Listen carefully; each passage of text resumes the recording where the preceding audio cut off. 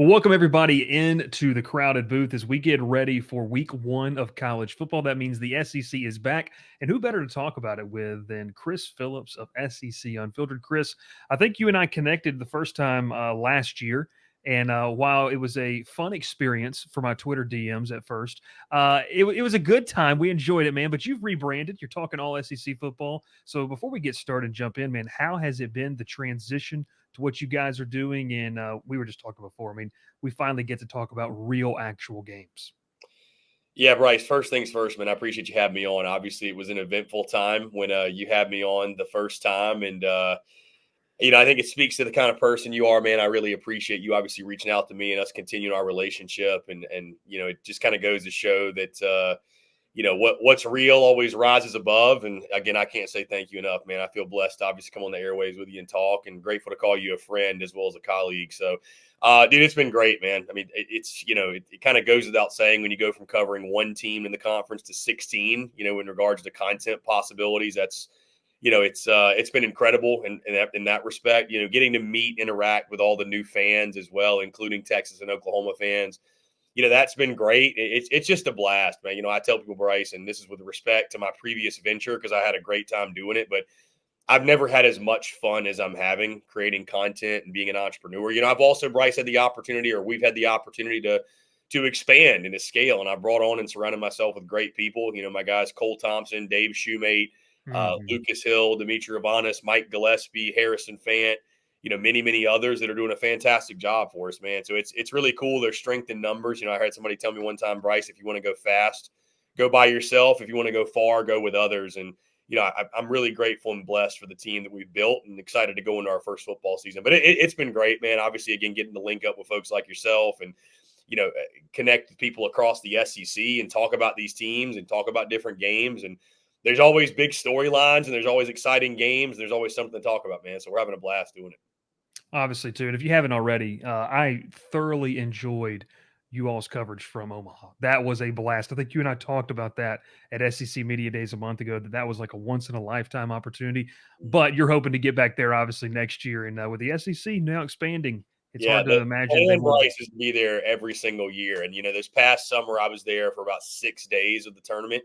My guy Harrison Fant, our other really diehard college baseball guy, stayed out there. But I was out there for about 6 days of the tournament. I had some stuff to get back to. And again, I wasn't, Bryce, I didn't even know I was going to the College World Series till about 2 weeks beforehand. So now, we've got essentially a year to plan it. And the plan will be that we'll be out there the entire event. And to your point, man, I'm anybody that knows me, I'm a huge baseball guy. I actually wore this hat for you today, Bryce, even though we're having a rough season. It's okay. We're still ATL all the way. But no, I mean, I'm a huge baseball guy, Bryce. I've always looked at baseball season. I mean, I played college baseball, but I always looked at it as, it's kind of an opportunity for me and us to separate ourselves as content Yeah. creators because it's, you know, uh, and I say this to say this, like a lot of people talk football, but I like to think that the same passion I have for football can come out in the other sports and especially baseball. And I mean, like you mentioned, I mean, that was a dream come true, man. I mean, I really had a blast, and like I'm not rushing through the football season or the spring or anything, but I'm telling you, I'm already excited to get back to Omaha. It's I would suggest anyone out there, if you love college baseball, and certainly if your team's out there, find a way to get out there, even if it's just for a weekend, Bryce. It's an event really truly unlike anything you ever experienced. I love it. Love to hear it. Well, Chris, we are embarking on football season, a brand new era of the SEC and college football in general. So many new things. But man, you've talked so much, you and your crew, about what this season can mean, about what this year could look like. We want to kind of get some of your thoughts here on today's show. Look, I have sat here and said that there is going to be a team that a lot of people are, putting a lot of stock in that will underachieve, and vice versa. So let's cut right to it. Who is a program or team here in 2024 that you think fans will end the season off with maybe a little disappointment on how the year turned out? Bryce, based off of the conference wide and national narrative about them, I don't think I'm going to end the season this way. But I just can't help but think Texas A&M is overrated again. And I know some Mm. will disagree and say they're underrated. I just don't see it, man. I'm seeing a lot of 9-3s for A&M. I saw somebody pick 10-2. Bryce, I just don't get it. I don't know why we cannot let A&M overachieve just one time. I know they have talent. I totally get it. I know it's a new era with Jimbo Fisher. But there's going to be some loose ends in year one, Bryce. Like there's going to Yeah, be things that, changing a culture doesn't happen overnight. I know this doesn't happen as much anymore, Bryce, with the transfer portal because guys can up and leave. They don't like their situation. But one of the greatest challenges, Bryce, it's something that people don't see that's happening behind closed doors. I can guarantee you not everybody on that roster in College Station is thrilled that Jimbo is no longer there. Like yeah, maybe not everybody. This is going to be, let's put it this way. This is going to be the least bought in team that Mike Elko has at Texas A&M. And fair. I'm Yeah, just someone, Bryce, and I don't say that again disrespectfully. It's just from the standpoint of obviously as he gets his players in there and, the culture in 3-4 years, 2-3 years, whatever, it's going to be all his guys and everybody's going to be bought in 110%. So I think that's something people don't realize, that coaches fight behind closed doors in year one. I think that's why you see a lot of up and downs in year one and some inconsistency. So, Texas A&M at their top end this year will probably be good enough to beat a Notre Dame or beat a LSU or whoever it might be. But I just think it's going to be like a roller coaster. There's going to be some ups and downs. I've got Texas A&M, Bryce, at 7-5, and yeah. I'm not ready to put my hand back on the burner and get hurt again by A&M. The other one I would say, Bryce, again, I've got this team winning 10 games, but who's probably a little bit overrated is Missouri, just a little Mhm. bit. Yeah, yeah. I say more so, Bryce, from the standpoint, if they had just a middle of the pack schedule and not one of the easiest schedules in the conference, we're probably looking at Mizzou a little bit different. True.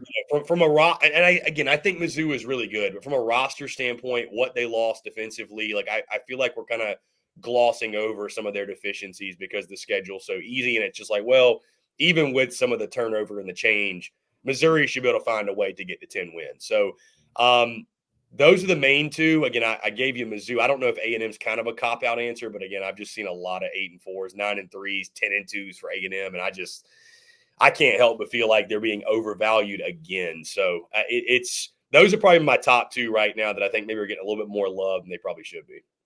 Well, and I'll even add on here, Chris. Let's talk a little Missouri here because I had them kind of as one of my last team in this 12-team playoff, and I have sat here and had a dialogue conversation with people about if you gave me LSU, Tennessee, and Missouri, who's getting in and why. And look, I think if you're Missouri, you can't lose that game at Alabama because the strength of schedule is just not. It's just not difficult enough to warrant maybe more than one loss. Even in some cases, Chris, just one loss, an 11-1 team. I know that might be far fetched, but I'm sitting here saying 11-1, and maybe that loss is to Alabama. At some point, Chris, you have to beat really good football teams. And I don't know how many opportunities Missouri's going to have for that this year outside of the Alabama game. I mean, Bryce, to your point, and my predictions probably wrong. Who knows? But I had 7 SEC teams winning 10 or more games, and Yeah. so I had neither Ole Miss or Missouri making the playoff, both going 10-2. And I think there's a very realistic world where that happens because, again, to your point, Ole Miss and Missouri, the schedule is such, if you lose the wrong games and we start having to compare resumes, what is your best win? I mean, if you're Ole Miss and you lose to LSU and Georgia, and I don't think there'd be a lot of shame in losing either of those, but what would Yeah. be your best win? Kentucky? I mean, South Carolina? What would be your best win? Missouri's the same thing, right? If you lose to Bama and then I had them losing to Oklahoma, what is your best win? So, to your point, it's going to be very interesting to see how the committee operates because I think, me admittedly, maybe naively, Bryce, blindly earlier in the year, I thought, well, if you go 10-2 as an SEC team, you're definitely in. But I don't know that that's the case. Like, I think strength of schedule is going to matter. Like, if you told me Florida went 9-3, God forbid, and Mizzou went ten Yeah. and two, I'm giving the nod to Florida. I mean, it's Yeah. the path they went on to get to that record and to get to that point was so much more difficult than what Missouri faced. So, again, I'm fascinated to see how the committee handles that. But I think there's a real world where, to your point, Missouri and or Ole Miss can go 10-2, and we probably will look at them and say, Bryce, like, we feel like from a quality of team standpoint, they should be in. But again, we start comparing resumes and things can get really sticky. Yeah, I mean, look, everyone wants to talk about the SEC bias, the SEC fatigue, and to your point, like a part of us will look, well, look who they lost to, but I would have to say on the other end of the coin, who did they beat, and that where maybe where the committee finds some differences. Okay, we talk maybe tad overrated. Let's go underrated. What are maybe one or two teams that you're kind of looking at and saying, hey, they're a little undervalued right now. I'd like to buy stock in them right now. Bryce, I would hammer the over on Kentucky. I was honestly surprised when I went through my game by game predictions and sat down. I was like, I was surprised how high I was on the Cats. But you look at their roster, Bryce. I mean, they got questions at quarterback with Brock Vandegrift coming in, and the newness of that, right? I mean, I don't think anybody's questioning his talent. The guy was a former 5-star prospect, but Yeah, Kentucky's got a really good roster. I think at the wide receiver position, Barryon Brown, Dane Key, I think they're going to get back to that big blue wall mentality on offense. I think that's the biggest key for Kentucky is getting back to their bread and butter, which is punching you in the face, the line of scrimmage, and winning up hmm front. Brock Vandegrift's also going to give them with Bush Hamden, the offensive coordinator, is going to give them a new dynamic on that side of the football with a quarterback that can actually run. Dingle, the tight end's also a player I really, really like. Think he's solid. I'm curious what they do at running back with Trainum going down with an injury. But I think they've got bodies back there where they're going to have enough depth to compete. And then defensively, dude, they might have one of the best defenses in the league. With Deion Walker they're and good. Octavius Oxendine leading you up front, Jamon Dumas Johnson, the linebacker coming over from Georgia, and Maxwell Hairston at defensive back. I mean, they are all three levels really, really solid. And Kentucky under Brad White seems to always be pretty good. You look at their schedule. I mean, I think it's one, Bryce, in which it's conducive to a big year. I mean, again, I've got Kentucky 8-4, so I think Kentucky's being a little bit undervalued. Outside of that, you know, maybe the Auburn Tigers. If you told me we got a good version of Peyton Thorne, I'd probably tell you they're able to, overachieve a little bit.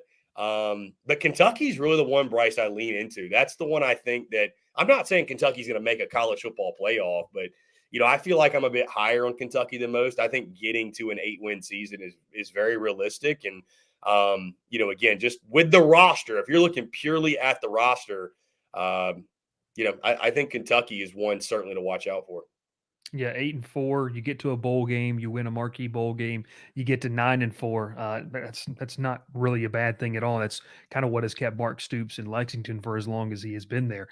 Did want to talk about Auburn. We've had our guy Will Mannis on the ground over there, been to several practices over fall camp, and look, Chris, I tell everyone take fall camp intel with a grain of salt. Like everyone looks good. Every single defender's making the It's plays best shape of partially. your life season, Bryce. Yes, exactly, exactly. We were at out at LSU camp the other day, and I was talking to my guy Will, who's over at Auburn camp, and we both said, like, yeah, that defensive back's making that play because he's seen that play 4,000 times over the past 3 weeks.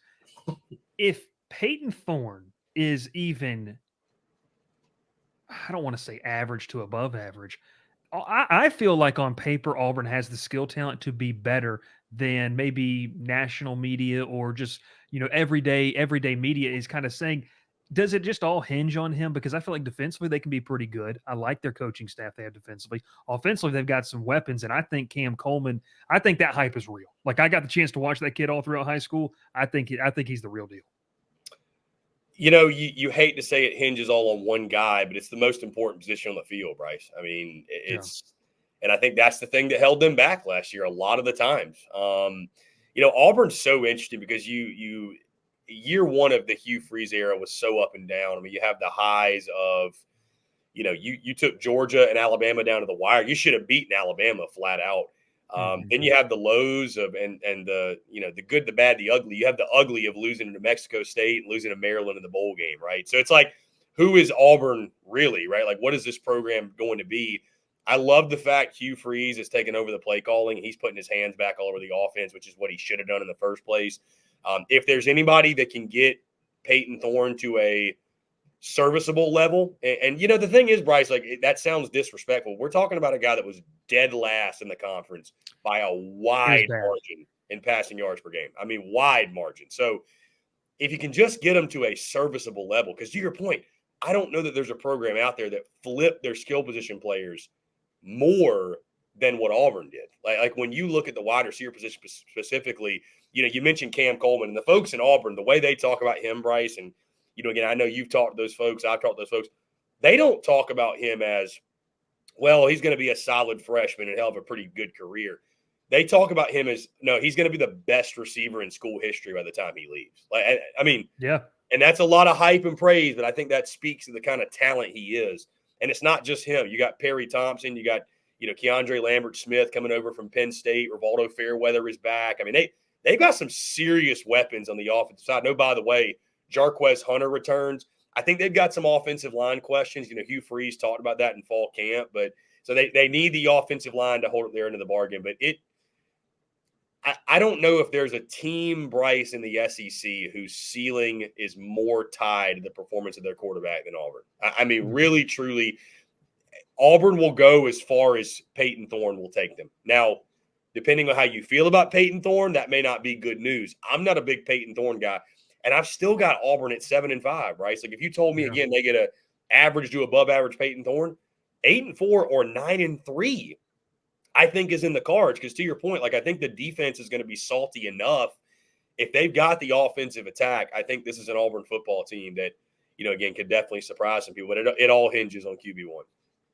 Talked overrated and underrated here with Chris Phillips of SEC Unfiltered. Chris, final one here for you, man. One or two of your best, boldest predictions.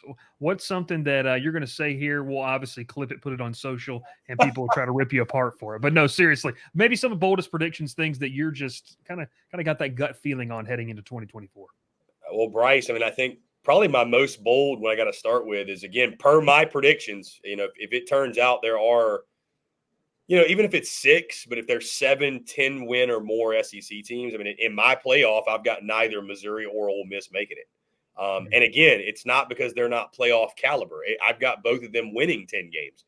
But if we get into a scenario where we are comparing resumes and we're comparing best wins, right? Because I've got Tennessee, LSU, Alabama all in the playoff.